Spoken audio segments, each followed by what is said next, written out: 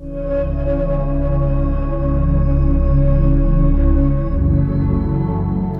Obi Joyful, it's Tyler. I just wanted to remind you about and invite you to tomorrow's Ash Wednesday service that we're going to have right here at the church in the sanctuary at 6 p.m.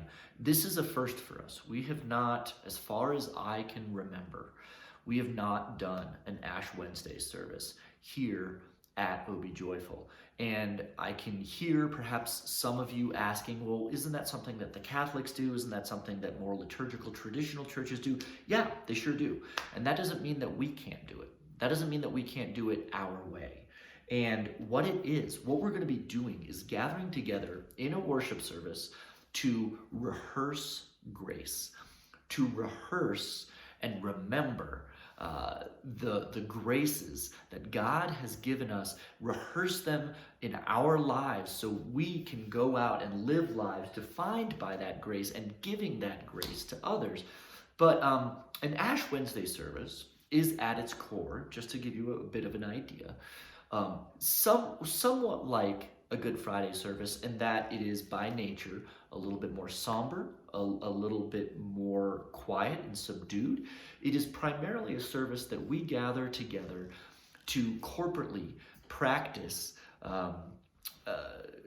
confession, a corporate confession.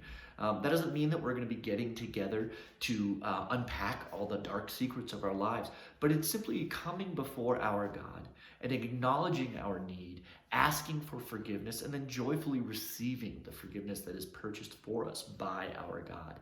And we're going to do that through some reading. We're going to do scripture reading. We're going to do that through some singing, and just through an act of remembrance of what Christ did for us. And so it is a way to kick off this season of Lent that we're also kind of focusing on a little bit more this year here at OB Joyful, which is a time that we as Christians partake in the sacrifice of self for the benefit of others and for the benefit of ourselves, that we might be able to better feast upon the goodness of our God.